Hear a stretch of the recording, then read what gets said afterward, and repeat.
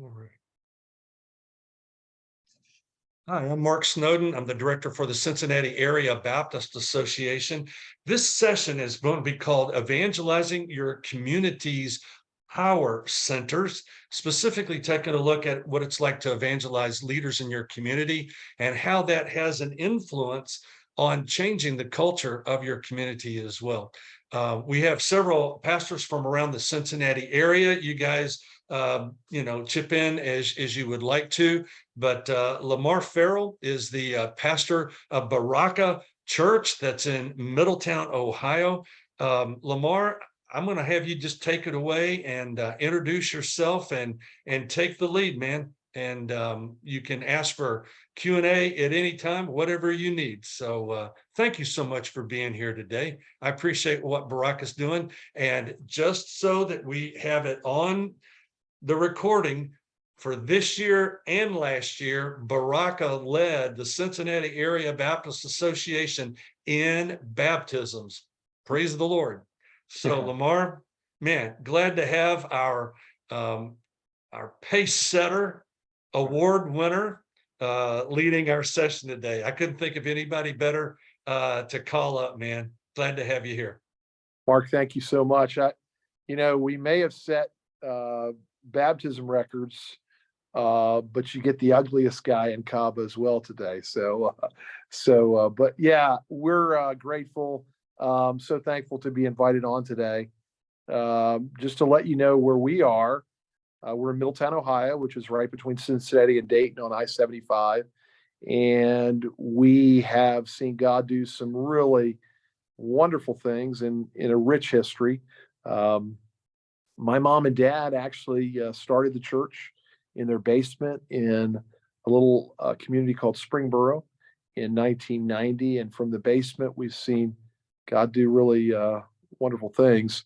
I grew up here since we moved here from the DC area when I was a junior in high school. And so we came to Middletown and God kind of set that portion of the plan in motion. So it's been neat to see. I went to Miami University and studied zoology with a pre-med emphasis and wanted to be a medical doctor. And through a series of events, knew that God wanted me to be in ministry. And so I surrendered to that call in 1991. I finished up my undergraduate degree and then went and worked on my MDiv at Mid-America Baptist Theological in Memphis, Tennessee. So I was there, came back, met my wife. At the time, we were excited about ministry, and I came back to mentor under my father. And little did we realize that my dad was sick, and so he and mom obviously started the church, and by 1997, he had a very quick battle with cancer, and 6 weeks later he was gone. And so the church called me. I was newly married, 29 years of age, and here you go. And at that time, our congregation was meeting in the downtown area of Middletown, and so that was 25 plus years ago, which is crazy. And I just celebrated. We just celebrated 25 years of ministry here, and have seen God just do wonderful things. I would love to tell you that we have the corner on the marketplace that I refer to, but we don't.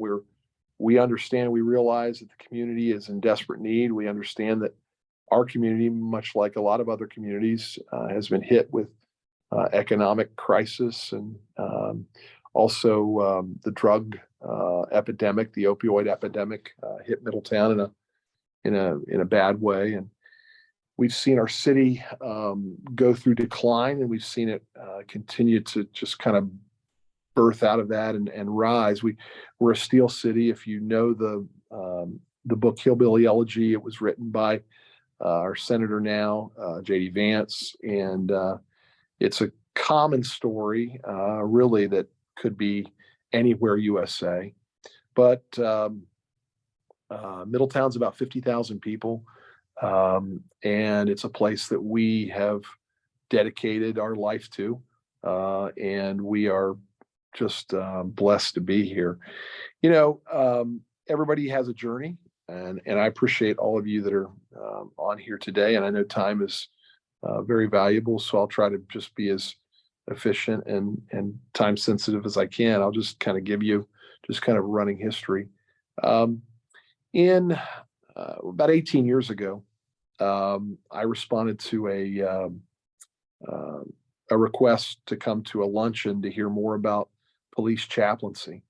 And I kind of think about that and think, was I more interested in free lunch as a pastor, or was I really interested in what that looked like? And from that point, I would say the rest is history. And so 18 years ago, my first introduction to what I call marketplace ministry would begin. I think if you go to Acts chapter 17, you find out that Paul was in the synagogue. He was in the synagogue. He was in that first space, which is important. But then it says something interesting. It says that he was in the marketplace daily. And I think that my encouragement 18 years ago is the encouragement that I give leaders and pastors and people in vocational ministry. And that's that you have to be able to leave the confines of the box of the church. And I think you have to go to where the people are. And Jesus was very emphatic when he told us to go. And he told us to go in the highways and byways and hedges. And I really believe that my introduction to police chaplaincy would begin to open up doors of opportunity that we have today. I could tell you a lot of stories, tell you a lot of sad stories, a lot of winning stories. But I will just tell you this, that what God calls you to and gives you the resource to do is really where you want to be. And so I share with you today, and those of you who will watch this later, I share that one of the greatest things that we can do is extend ourselves into the fiber of our community. Baraka, which is a Hebrew word that means place of blessing, we have continued to try to encourage our congregation to not only serve here at church, but we have encouraged them to, as they are the church, as we are the church, to go and serve, to really make not only just impressions and ripples and waves in community, but to have the opportunity to really meet people where they are. And so whether you're working in chaplaincy, or whether you find your marketplace in a school, or maybe you are a part of a local gym or a club or whatever, I think it's very, very important that we as leaders need to encourage and share with people that our life is just not entrenched in the local assembly, that we have tentacles that reach out. And so one of our core values here at Baraka is our community. We take a letter from our name Baraka, which is difficult to spell, Berachah. And we take that letter, and what begins with the Bible, the Bible is our sole authority. It stretches out, and that C right there in the middle of our name is compassion for our community. It's the core of our commitment. And so our community means much to us. It's where God has set us. We currently now, through God's blessing, we are in 2 locations currently, and we are in the middle of Middletown, literally in the center of Middletown.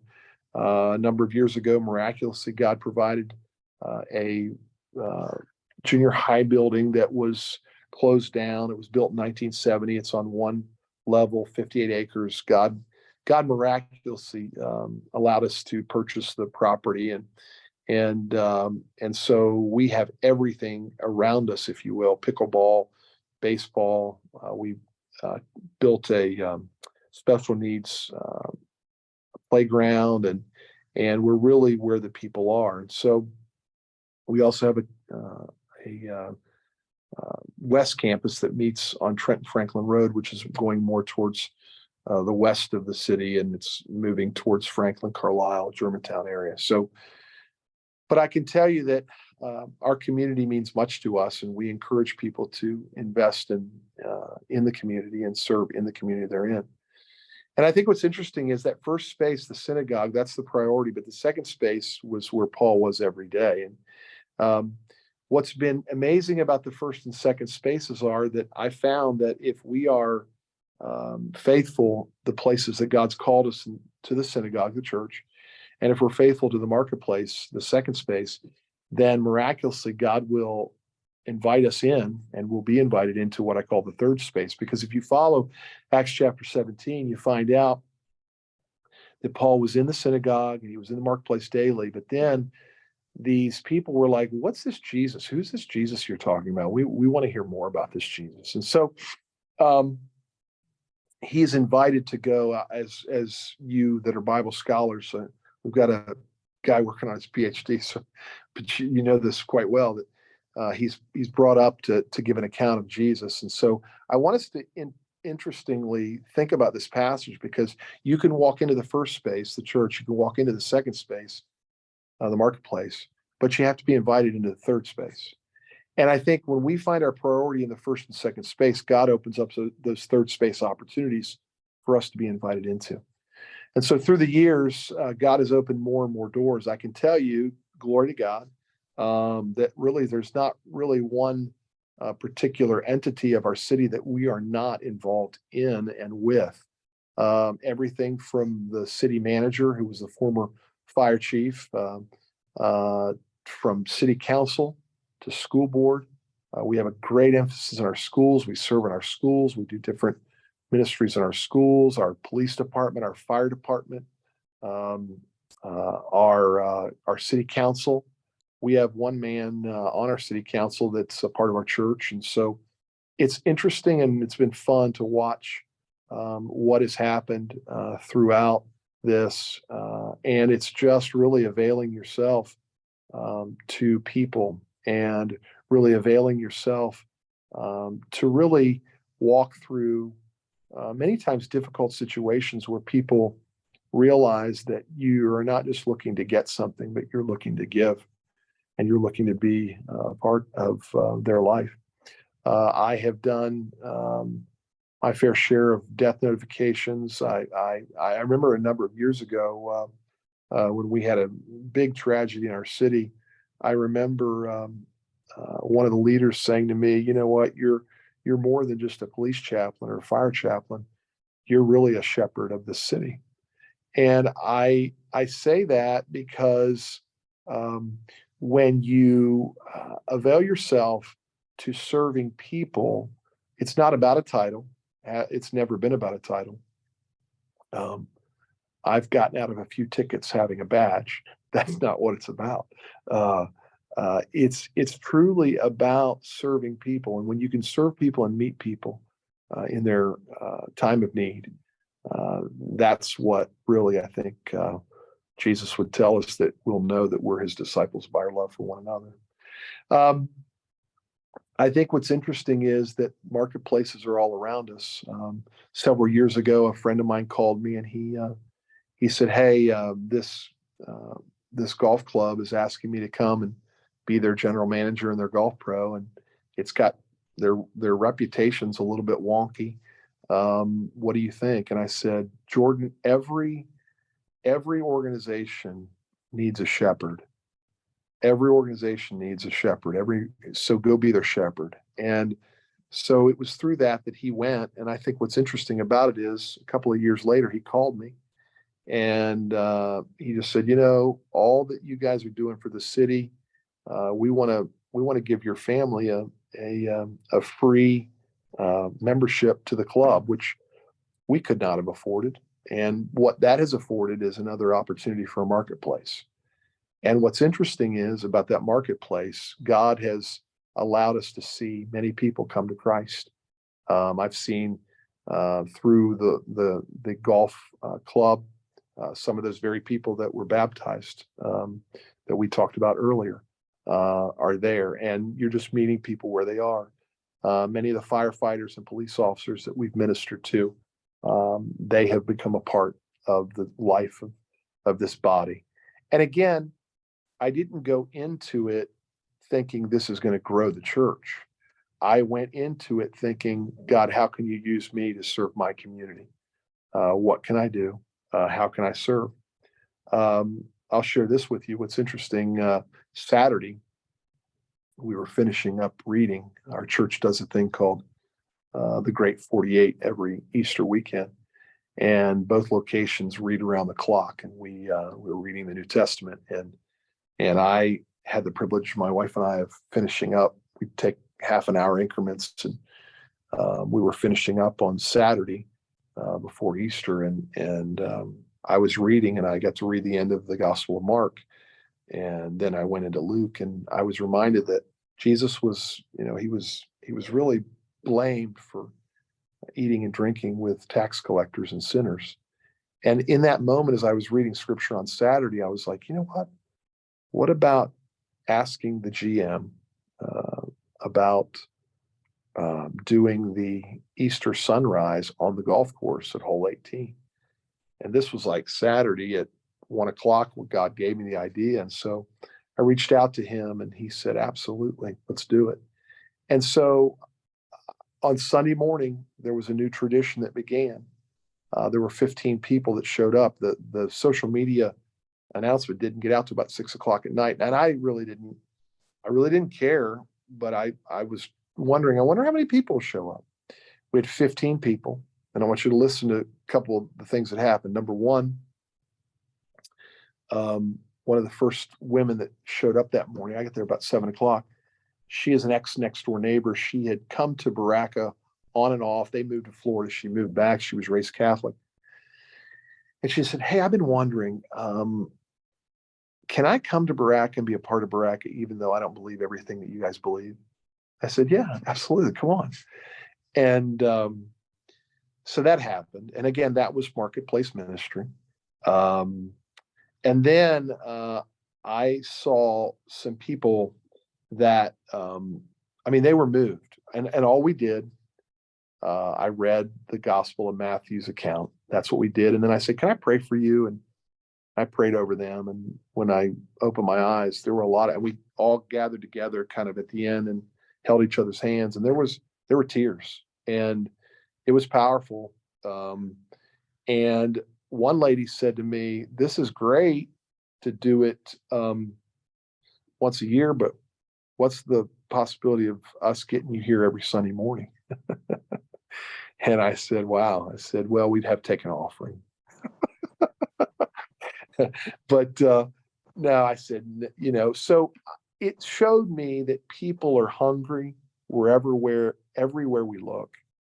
And I will tell you that when we can be a part and bleed in, that's what we talk about, bleeding into our community, bleeding in. And we rant and rave about our culture.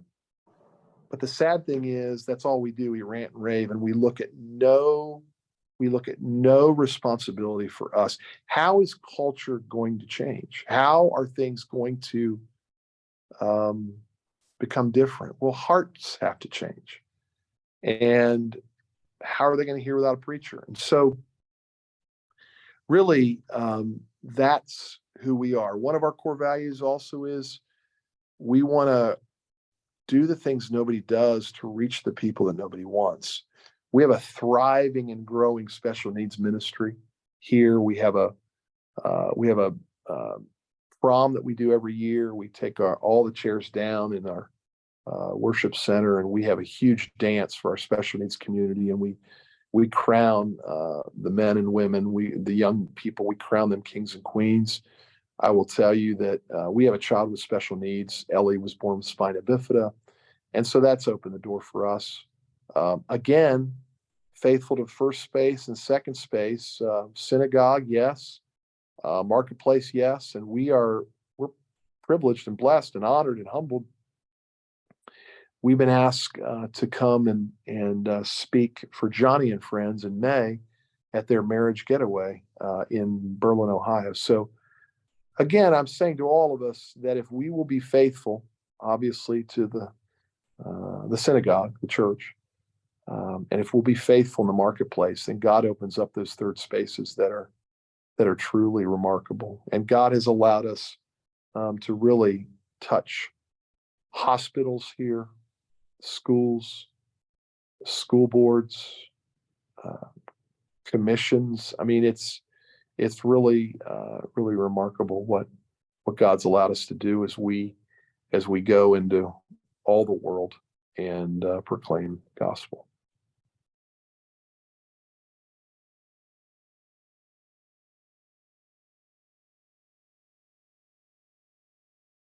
Well, let me jump in. One of the things that you said is that your church facility used to be a school. How did that work out? Did you was it through the relationship that you already had, or Yeah, how it's did one of that the come yeah about? it's one of the parts of the story that I didn't talk about. But so what happened was we had outgrown our facility downtown, and we were looking. People were running away from Middletown, and we were not. We were committed to staying here. And so I remember one day the business manager called me, and he and I had a great relationship. Again, superintendents. I mean, we were the first church that would meet in a school facility for years. I mean, and people were like, "How did that happen?" We asked, but we had built relationships with the superintendent and with the leaders. And again, even before we realized that we would be using, because for 4 years we were mobile. So by 2012, we were mobile. And for 4 years, we were in the high school. And so we had great relationship with the business manager there. And he called me one day and he said, "Lamar, would you be interested in the Verity middle school property?" And I was like, yes, yes. I said, "We'd be very interested in that." And he said, "Why haven't we ever talked about it?" I said, "Because George, you were holding the Verity property to build the new high school and the new middle school." He said, "No, that's scrap. We're going to remodel the high school, build a brand new middle school, which is right across the street from Miami University, Middletown." He said, "So that property, 58 acres, 77,000 square feet facility, we need to release. We don't." So that began, and I was like, "Yeah." Now, here's what's amazing about that whole story. To A little bit south of us is a community called Monroe. It's one exit down from us. And there's a very good friend of mine, Terry Ball, who they're Monroe First Church of God. And he said, he was trying to coach me through on how to work with the school board, because George Long was splitting time between Monroe and Middletown as the business manager. And so he's trying to coach me. And at the same time that we were trying to get the Verity property, this church was trying to get old rundown property, school property from Monroe. And there was an atheist group that rose up at the very same time. And this atheist group rose up and prohibited them from the church from getting that. So I'll never forget. And George said, "Now listen, I can't give you this property for $1. It's going to have to go to auction." There was 5 or 6 people that were interested in it. And by the time we came to auction, it was us and a performing arts school. And this is, again, glory and honor to God. We did a miracle march. We just marched around it like Jericho. We just prayed and asked God to do the impossible. 58 acres, 77,000 square feet. And we went to auction, and all of that, 58 and 77,000, all of that, we got at auction for $293,000, which is unheard of. And so, but before that, we had to make presentation to the school board about what we would do. And because their fear was that people would get it and it just would be an eyesore and they wouldn't do anything with it. So we made the proposal that this is what we would do. This is too much for us, that this would be given to our community to be utilized and a hub and a well and an outpost. And in fact, it's almost completed for our first portion of our Compassion City Center. It's the final phase of our building, but the Compassion City Center we've given to be a beacon to our city, to have partners come in, ministry partners to help our community, because we believe that a church is not just open 2 days a week. We believe that it is the modern day well that serves our city. And so had we not had those friendships and those investments, we probably wouldn't be sitting here today. And I have a meeting again this week, and our city has come to us, and we've helped. We have a huge sporting ministry as well. And they're talking about land swapping with us. They know what some of the things we want to do, some of the things that they want to do for fields and different things like that. So I'm just saying this, it's favor of God. I mean, that is it. We can't say, look at what we've done. It is favor of God. But we've just been faithful to serve, faithful to do, and faithful to go where God has called us to go. And things like we just mentioned are wonderful. And I will tell you, to the school point, what's interesting is the AD of Middletown High School called us, this is now 2.5 years ago, and said, will Baraka help us to bring back youth sports? Yeah, I'll say it again. The high school, the public school called us and said, will Baraka help us bring youth sports back to Middletown? So we have wrestling, we're doing lacrosse right now. We have Midway baseball, which is, I'm very good friends with Kyle Schwarber, who is a Major League Baseball player that's playing for the Phillies now. His father, good friend of ours, Kyle, was baptized years ago. This is a Catholic family, but God is doing remarkable things. So here's what I'll say. Favor of God, just being faithful to where he calls you, but look for opportunities that he wants to bring into your path. One thing that you did, Lamar, is you guys also built a mission house out of one of your wings or whatever. It was first class, man. To be able to house a missionary family, I think is tremendous. And you keep it booked. I know that's not maybe a missionary or evangelism outreach point, but it sure is helping in the cause. I didn't know how that missionary house came about. And I'm calling it a house, but yeah, we call it the legacy apartment. And we had at our former location, our then missions pastor, who had done work overseas. They served in Denmark. They had understood that through travel and through going and reporting to churches that, sometimes they could stay in a nice place. Other times they were invited into a home, which can be kind of, scary.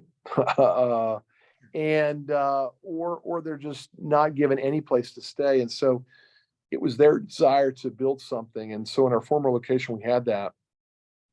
And we called that the Elisha room, which, if you remember, the widow providing the place for Elisha. So when we came here, we took two rooms and we knocked a wall out, and the legacy apartment was inaugurated through a family that is their members were their sending church.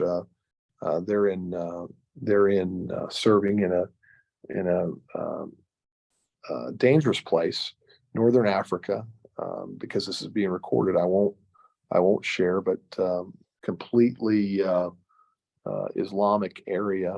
In fact, just talked to them yesterday, and so they came home not realizing what we had done. But it's a 2-bedroom. It's fully equipped. The sweet folks that probably provided most of the resource for it in our church, he had grown up and his parents had done missions work, and he remembered nights where they would pull under a car wash and kind of a carport and stay. So it is a great resource that we have to be able to house not only missionaries but evangelists and others who are serving in ministry. And it's funny because we tell people, hey, you'll be staying in our legacy apartment at the church, and they're like, and then when they see it, it's again first class. One of our core values is excellence. Excellence is something that we strive for. Why? Not perfection, but excellence, so that we can creatively engage our culture.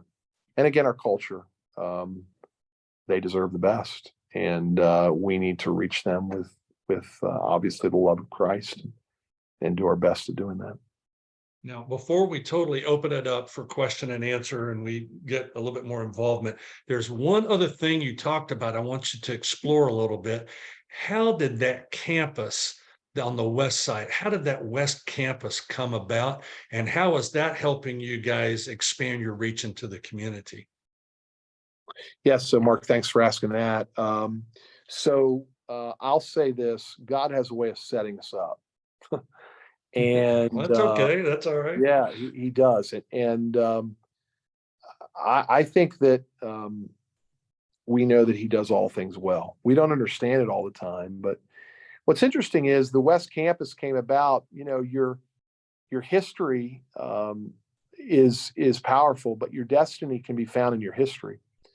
And a number of years ago, while we were meeting at the high school, there was a husband and wife who had come out of kind of a tumultuous church experience. They were serving on staff, and they really were suffering a lot of church hurt from the former pastor, and they wanted to be in ministry again, but they needed some time. So they came to Baraka, and that's why we were at the high school. And through that time, the pastor just said, I think it's time for us to step out and start a work in West Middletown. And so we prayed over them, blessed them, maybe gave them, I don't know, probably back then, gave them a little bit of money to encourage them. And they went, and they were doing well. And they, I think at their heyday, were up to maybe 100 people. They purchased a piece of land to build on. Some things happened. I remember coming off of a vacation and getting a call from one of their deacons, and he was just beside himself. He said, "We don't know what to do. Our pastor's left us." And he's a personal friend of mine. And I was like, and I had been prompted by a family in our church who reached out to me and said, "Have you talked to him?" Speaking of the pastor. And I said, "It's been a few weeks." And they said, "The only reason we're reaching out is you've helped us in our marriage, and they need help in their marriage. And there's some separation right now." Of course, that was concerning. And so reached out and talked to him, but then came back and found out that he had stepped away from the church, and left him really just like, what do we do? And so we just stepped in, and again, an opportunity to encourage them. We knew some of the people there. By this time, there was probably 40 or 50 people. And we started just to help them. And we sent people to, help with the pulpit. We called and introduced them to CABA. And we were just like, hey, we want to help all along the way that we can. And I remember one of my executive pastor came to me and he said, "Hey, is this going to become a campus?" And I was like, no, this isn't going to become a campus. We're just trying to help, because let's face it, my thought was, we're here, we have 58 acres, we have a 77,000 square foot facility, man, I'll die here and be happy. But through a series of events, God took me out to an event in California, and there is a friend of mine. He's become dear to me. His name is Tom Mercer. He just recently retired from High Desert Church in Victorville, California. He's written a book called 8 to 15 and Not My Church. And it's the oikos principle that really goes hand in hand with what we're talking about, that you and I have 8 to 15 people in our front row at all times. And these are the people that we have influence with, and they're watching our lives. And some of them are far away from God. Some of them don't know God. Some of them are close to meeting the Lord. And so anyway, he's talking to a group. There's about 15 pastors, and he's talking, and somebody asked him, first of all, they introduced him from Victorville, and everybody starts snickering because they're all Californians. And I'm like, what?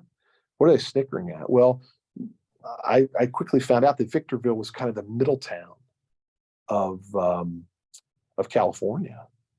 And as he talked, God used and has used he and his wife and their family in a powerful way. And he was talking about campuses, and now that church boasts 12 to 14,000 people on the weekends. I mean, it's just marvelous what God's doing.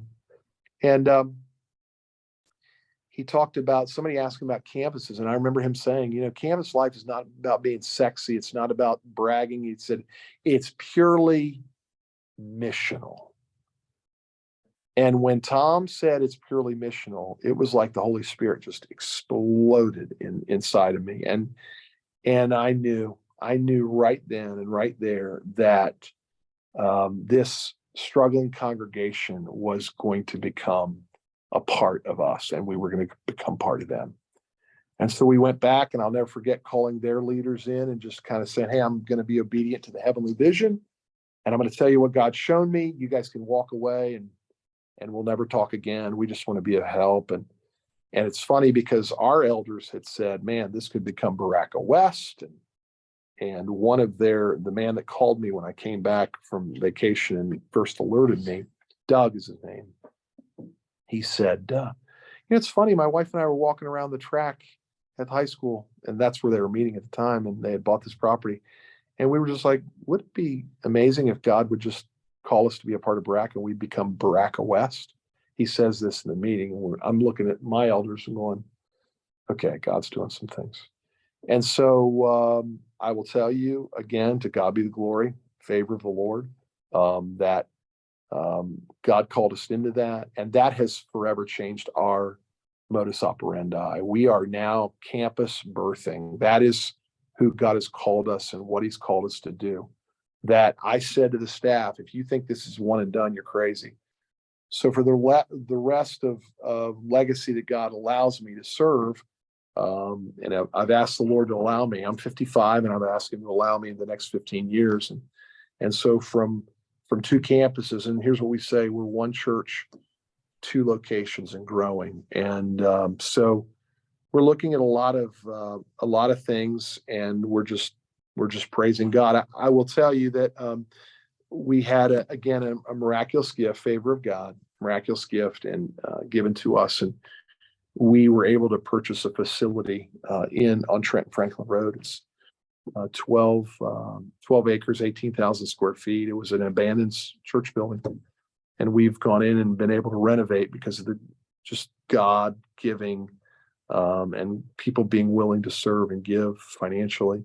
That congregation now, which is part of us, they're averaging 190 on the weekends, and we had two services on Easter, and I was just told the numbers today, which numbers are not everything, but numbers can show some things as you track them. And we had two services, and there was 327 at the West Campus on Easter Sunday. Again, God be the glory, favor of the Lord, and so yeah, that's really a lot of pieces and parts, but just praise the Lord for what he's done. What does Baraka run on an average weekend? The main campus?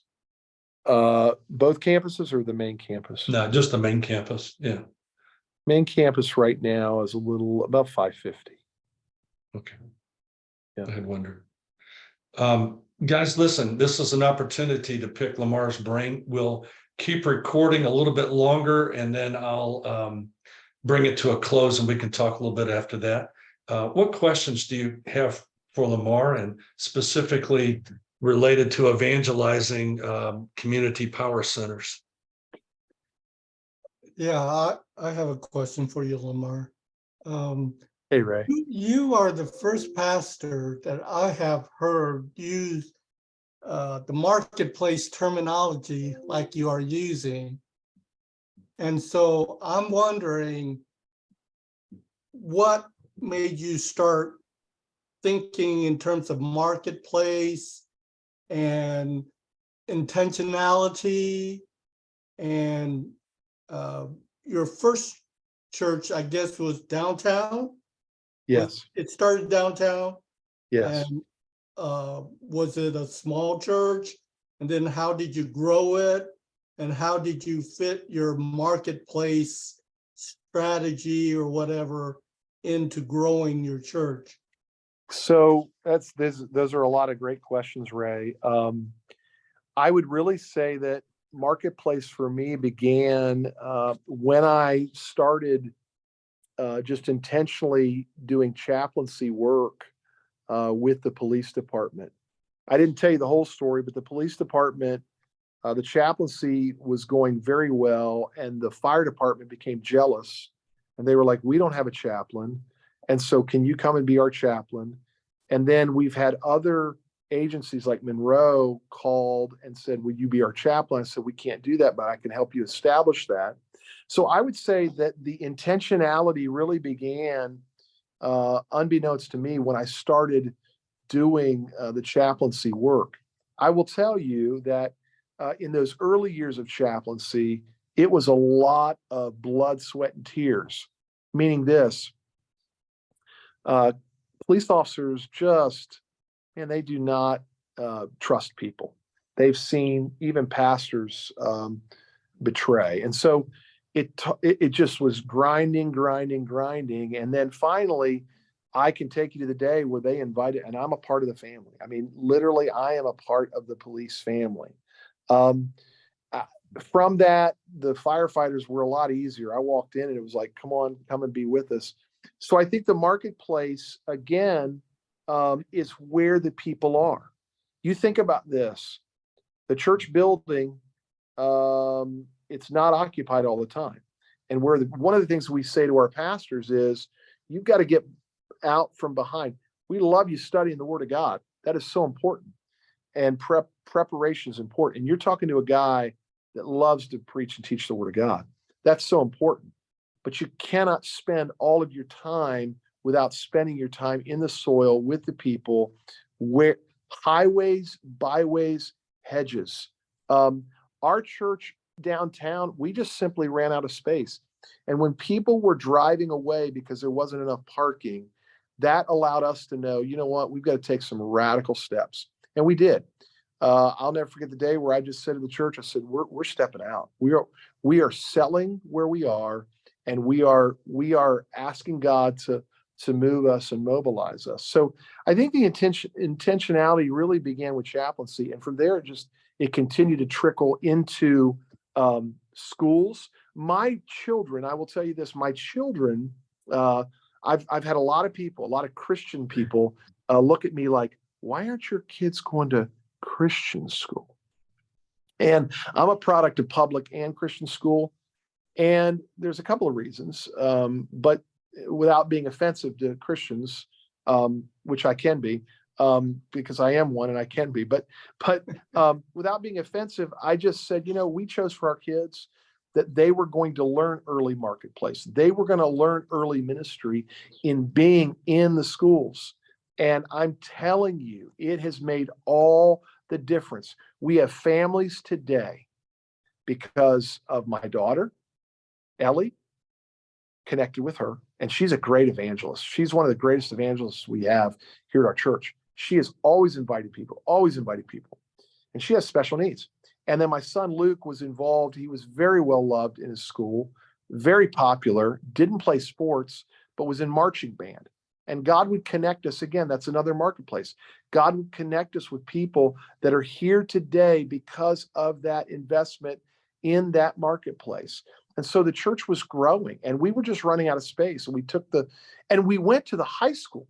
Talk about church in the marketplace. That was a beautiful thing that is not easy, but yeah, God has continued to grow us, and it's just the daily drip. And the daily drip is people are going to model what they see the shepherd doing. And they say that churches become like their shepherd. And so if we're not modeling those things, then they're not going to pick up on those things unless their spiritual gift, they're high in the area of evangelism. That's just natural for them. And I say this all the time. God doesn't have to call you or give you the gift of evangelism for you to be an evangelist. We are all called to evangelize and to go. Some of us it comes easier to, and because that's the major gifting, but we are all called to evangelize as we go, make disciples as we go. Another great story. I mean, I could tell you stories for days.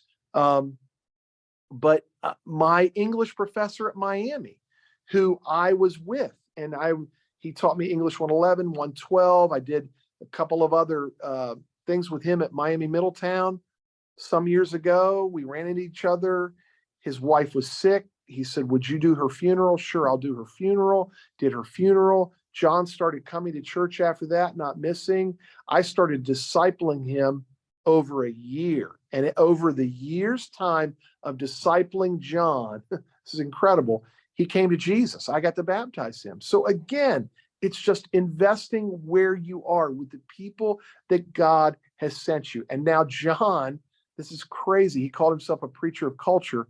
Now I'm the one discipling and leading and walking my English professor through books like Romans. This is crazy.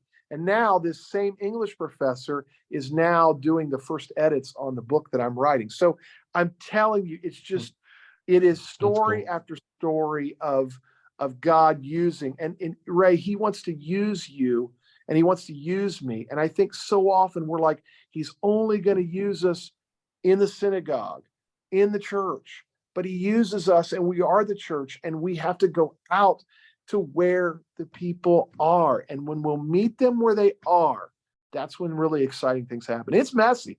I'll tell you, it is completely messy. It is completely a messy thing, but it's a beautiful thing at the same time. Thank you. Hey, Lamar, thank you so much for sharing that. Yeah, I am just greatly inspired and challenged because I've been actually envisioning Marketplace Church, especially in the context of the Korean immigrant church. It's very limited because we are only focusing and targeting the Korean immigrants, and there's definitely that limitation. But one thing that really drew me to this church, the Power Mission, we're not a big church, but 80% of our church members are highly educated, and we have great musicians. Yeah. Looking at the resources that we have, I've been sharing with our church members, hey, we could start small as like a summer camp and just reach out to the neighbor and then just invite them, their kids, and just give them tutors or whatever that we could offer, start inviting and getting connected with the community here. So it's very I'm glad I joined the call today, but my question is to you, Lamar, is that you said it's messy, but our church members are very conservative in a way where church needs to operate as a church, right? Anything that's not a spiritual activity, then it's not the responsibility of the church. So how do you share that vision, and what did it take for your church to be able to just kind of fully involved with your ministry, the current ministry? Yeah, I think that I will tell you, to tell you that there was no pushback in the beginning for chaplaincy would be a lie. Because I don't know if you know this or not, but church members think that the pastor should be for them only. And you ask a very important question. I love what you said. You teased it out and you said, it's got to act like the church. But I think what's amazing is when you look at the life of Jesus, he over and over again, what was he doing? He was meeting physical needs to ultimately bring people to the knowledge and to the point that they understood they could not live life without him. You read the Gospels again, he's concerned about them eating. So what's he doing? He provides food so that they'll listen to the sermon. He calls sickness away. He does all of these things. So I think that any congregation has to understand that it's the gospel in the grave, really. Come and see, go and tell. Come and see, he's not. And so we've got to, there's so many stereotypes. I will say this to you, and I really appreciate it.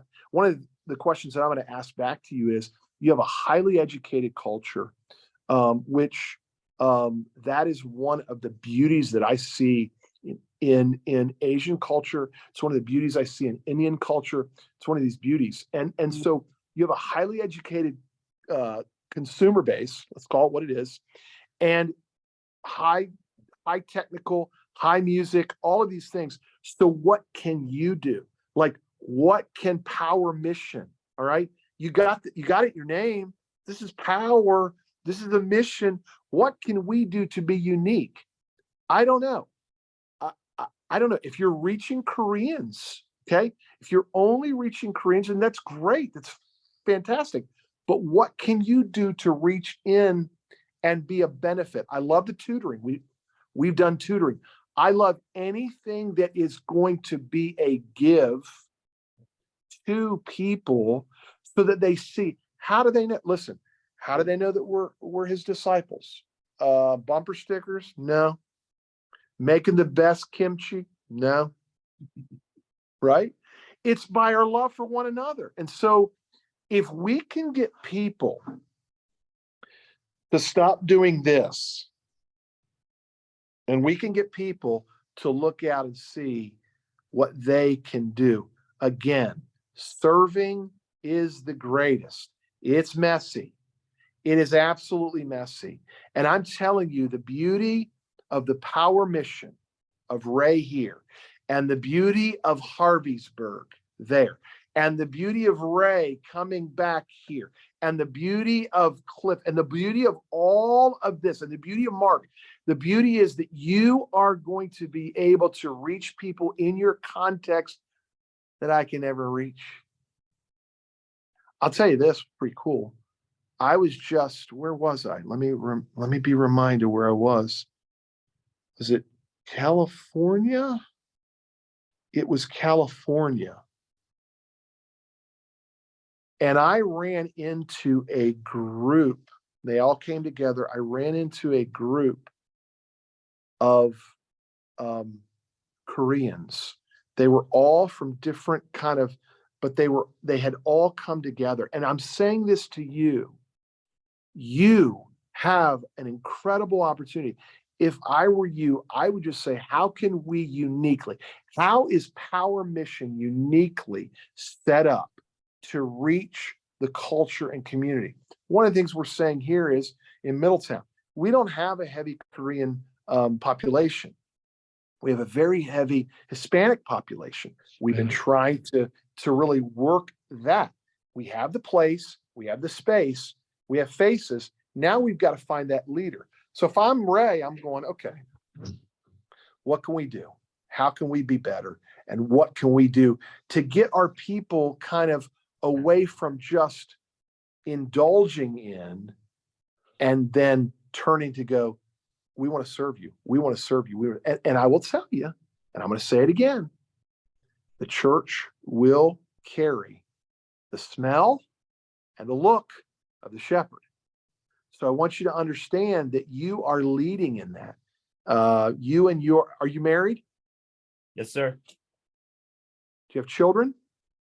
Three boys. I'm from a family of three. I'm the oldest of three. And I'm going to tell you, that's a crazy family, but it's awesome. So what can you and your wife, and that's one thing I want to say to you all too, and this wasn't even part of the talk today, but God just brought it to me.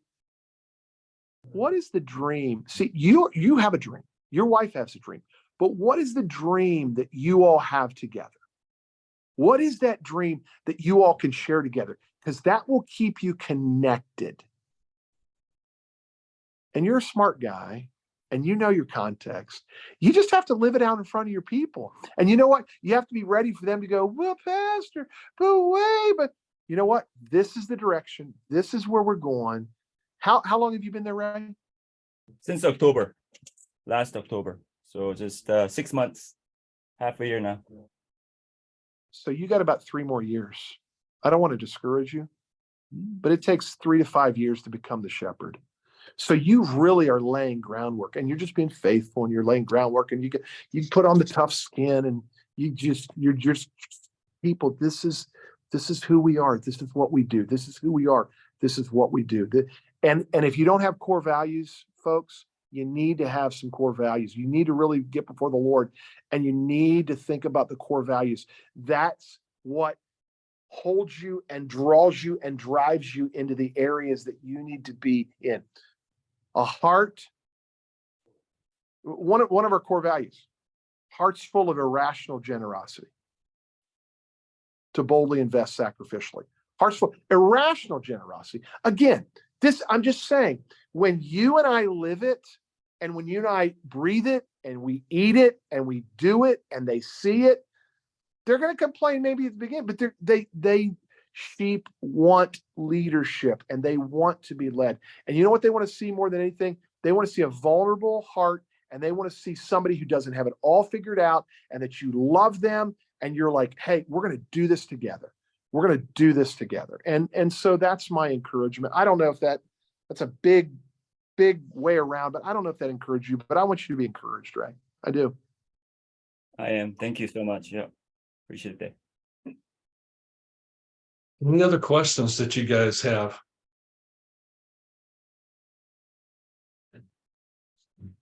Lamar, this has been great. I like the idea about being in the worship place is one thing, being in the marketplace is something else, but being able to be invited into those other places, to me, that's the key. That's the key. That's the third space. And that doesn't happen. You cannot pass go. You cannot collect $200. You have to be in the first space and the second space before you can be invited into the third space. My question is for the men to think about, what's your passion? Like, so that's what if I were just coaching you guys, I would just say, okay, number one, what's your passion? Because I'm going to tell you, when I did police chaplaincy, I was geeked. I was excited. Like this wasn't something I dreaded. Every Friday night, and this was something I want to tell you. Every Friday night, I was riding with the police officers. I was in the cruiser. I'm telling you, it doesn't happen now because it's been established. But find out what you love. God's not going to call you like, oh man, I don't look forward. No, he works with your passion. He uses your shape, your spiritual gifts, your heart, your ability, your passions, your experiences. Rick Warren has all that about shape. He uses that. Okay. So what's your passion? I'm going to ask you, what's your passion? And I know your passion's people. I know that. But what are your passions that you can use and allow God to use in the marketplace to really extend the church? Because that's how the church is extended. You know, here's the church. Here's the steeple. Open it up. You see all the people. But we need to be the sheeple, okay? We need to be where the sheep are. And there is nothing greater than being where the sheep are. And you know what? Come on. Why don't you come to our church? Listen to what you just said. Why don't you come to our church? why don't we take the church to where they are, right? I mean, so it's again, I don't have, man, I'm still learning and I'm still growing. And I don't have all the answers, but I will tell you this, if God took me today, and I'm willing, if God took me and my family today and dropped us in Houston, Texas, and said, here's, okay, one of the first things that I would do is I would say, okay, God, what's my marketplace ministry going to be? What's it going to be? So. Okay. Guys, this is good. I'm going to wrap it up. And we've been with Lamar Ferrell at Baraka Church. If you're not familiar with the term Baraka, you can look it up in Second Chronicles 20:26, the place of blessing, with good old Jehoshaphat going out to war and how all that went. That's a great name. It's unusual, but it's a great name once you know about it. One of the things I also want to say in wrapping up is Bill Bright talked about winning to Christ, or at least influencing the community leaders. I've got his list of 6 here, and you may even want to add something more to it. But his 6 to influence in your community were your government leaders, whether it was your mayor, community manager, or even your community HOA leader, if that's it. Educational leaders, your school board, your principal. The arts, even could be museums as well as concert groups. Sports, your sports heroes, different sports venues and influences that brings.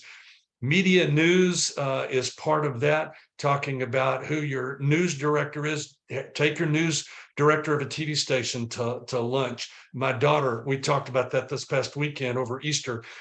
She works for ABC affiliate in Nashville, Tennessee. And how do you influence it? Well, get to know them, be able to provide a story lead for them from time to time. And then the religious leaders in your community as well. Nothing greater than seeing someone that is not born again coming to faith in Christ, that's leading some other world religion that's leading people astray. Guys, listen, I've enjoyed it. I appreciate very much, Lamar, you being here with us today. Guys, I appreciate it as well. I'm going to stop the recording now, and we'll finish up separately.